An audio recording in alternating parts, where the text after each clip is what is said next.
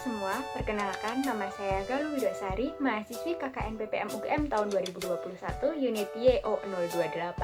Pada kesempatan kali ini, saya akan menjelaskan terkait pentingnya perlindungan dan pengelolaan lingkungan hidup. Selamat menonton. Pentingnya perlindungan dan pengelolaan lingkungan hidup. Apa sih yang dimaksud dengan lingkungan hidup itu? Berdasarkan Undang-Undang Nomor 32 Tahun 2009, lingkungan hidup merupakan kesatuan ruang dengan semua benda, daya, keadaan, dan makhluk hidup, termasuk manusia dan perilakunya, yang mempengaruhi alam itu sendiri, kelangsungan kehidupan dan kesejahteraan manusia serta makhluk hidup yang lain. Lalu, apa sih yang dimaksud dengan perlindungan dan pengelolaan lingkungan hidup itu? Berdasarkan Undang-Undang Nomor 32 Tahun 2009, perlindungan dan pengelolaan lingkungan hidup merupakan upaya sistematis dan terpadu yang dilakukan untuk melestarikan fungsi lingkungan hidup dan mencegah terjadinya pencemaran dan atau kerusakan lingkungan hidup yang meliputi perencanaan, pemanfaatan, pengendalian, pemeliharaan, pengawasan, dan penegakan hukum. Sebelum melanjutkan penjelasannya, apa akibat apabila kita tidak melakukan perlindungan dan pengelolaan lingkungan hidup? Ya, kerusakan lingkungan hidup. Lalu, apa yang dimaksud kerusakan lingkungan itu? Kerusakan lingkungan merupakan penurunan mutu atau kemunduran lingkungan yang ditandai dengan adanya hilangnya sumber daya tanah, air, udara, punahnya flora dan fauna liar, dan kerusakan ekosistem. Lalu, apakah penyebab kerusakan lingkungan itu? Terdapat faktor alam dan faktor kesalahan manusia. Faktor alam dapat berupa letusan gunung berapi, tsunami, topan, gempa bumi, banjir, dan badai.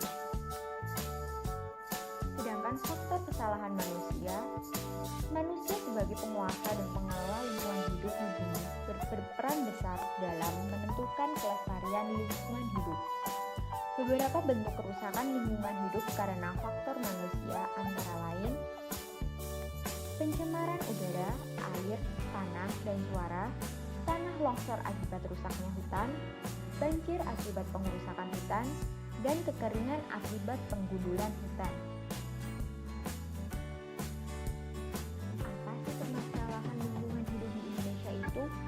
Dalam lingkungan hidup di Indonesia, banyak sekali terjadi permasalahan di sungai, laut, tanah, dan hutan, yaitu sebagai berikut. Yang pertama, pencemaran sungai dan laut. Sungai dan laut dapat tercemar karena kegiatan manusia seperti pembuangan limbah cair, pembuangan limbah logam, sampah, dan lain-lain. Secara biologis, fisik, dan kimia, senyawa maupun unsur tersebut sulit bahkan tidak dapat diuraikan. Yang kedua, pencemaran tanah. Tanah dapat tercemar karena penggunaan pupuk dan bahan pestisida yang berlebihan. Pencemaran tanah terlihat dari tanah yang mengalami perubahan menjadi kering dan keras. Hal ini disebabkan oleh jumlah kandungan garam yang sangat besar pada tanah. Selain itu, pencemaran tanah juga dapat disebabkan oleh sampah plastik karena pada umumnya sampah plastik tidak mengalami proses penguraian secara sempurna. Pencemaran hutan. Hutan juga bisa mengalami kerusakan apabila pemanfaatannya tidak dilakukan dengan baik. Hutan merupakan salah satu sumber daya alam yang dapat diperbaharui. Salah satu contoh pencemaran atau kerusakan hutan adalah adanya penebangan secara liar. Jika kegiatan tersebut dilakukan dalam jangka panjang, maka dapat mengakibatkan gundulnya hutan, bahkan kekeringan.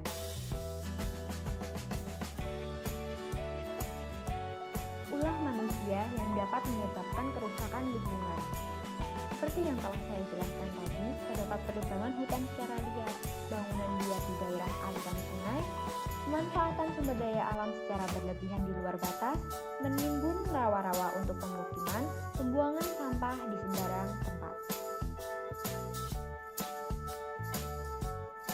Lalu, bagaimana sih cara mencegah kerusakan lingkungan itu? Yang pertama, dapat melakukan reboisasi. Yang kedua, membuat sengkedan di lereng gunung. Yang ketiga, menerapkan prinsip 4R dalam pengolahan sampah. Yang keempat, mengolah limbah sebelum dibuang ke lingkungan sekitar. Yang kelima, menggunakan bahan yang mudah diuraikan dalam tanah.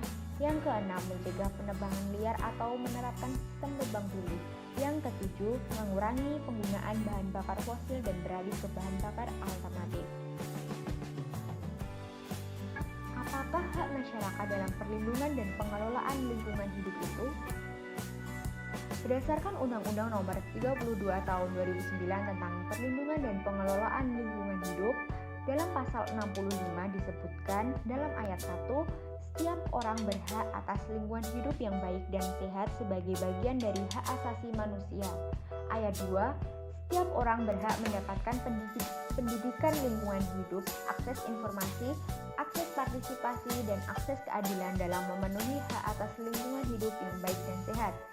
Ayat 3, setiap orang berhak mengajukan usul dan atau keberatan terhadap rencana usaha dan atau kegiatan yang diperkirakan dapat menimbulkan dampak terhadap lingkungan hidup.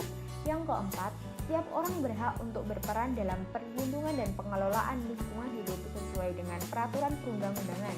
Dalam ayat 5, setiap orang berhak melakukan pengaduan akibat dugaan pencemaran dan atau kerusakan lingkungan hidup. Lalu apakah kewajiban masyarakat dalam perlindungan dan pengelolaan lingkungan hidup itu? Berdasarkan undang-undang yang sama, dalam pasal 67 disebutkan bahwa setiap orang berkewajiban memelihara kelestarian fungsi lingkungan hidup serta mengendalikan pencemaran dan atau kerusakan lingkungan hidup. Dalam pasal 68, setiap orang yang melakukan usaha dan atau kegiatan berkewajiban 1. Memberikan informasi yang terkait dengan perlindungan dan pengelolaan lingkungan hidup secara benar, akurat, terbuka, dan tepat waktu. 2. Menjaga keberlanjutan fungsi lingkungan hidup. Dan 3. Mentaati ketentuan tentang baku mutu lingkungan hidup dan atau kriteria baku kerusakan lingkungan hidup. Apakah peran masyarakat dalam perlindungan dan pengelolaan lingkungan hidup itu? Peran masyarakat dapat berupa 1. Pengawasan sosial, 2. Pemberian saran, pendapat, usul, keberatan, pengaduan, dan atau 3. Penyampaian informasi dan atau laporan. Peran masyarakat dilakukan untuk 1. Meningkatkan kepedulian dalam perlindungan dan pengelolaan lingkungan hidup. 2. Meningkatkan kemandirian, keberdayaan masyarakat dan kemitraan. 3. Menumbuh kembangkan kemampuan dan kepeloporan masyarakat. 4. Menumbuh kembangkan ketanggap-segeraan masyarakat untuk melakukan pengawasan sosial. Dan 5. Mengembangkan dan menjaga budaya dan kearifan lokal dalam rangka pelestarian fungsi lingkungan hidup. Apakah sanksi bagi masyarakat yang melakukan pengerusakan lingkungan hidup itu? Terdapat sanksi administratif, yaitu berupa teguran tertulis, paksaan pemerintah, pembukuan izin lingkungan atau pencabutan izin lingkungan, dan sanksi pidana. Kedua sanksi tersebut diatur dalam Undang-Undang Nomor 32 Tahun 2009 tentang perlindungan dan pengelolaan lingkungan hidup. Sekian dari saya, terima kasih, semoga bermanfaat.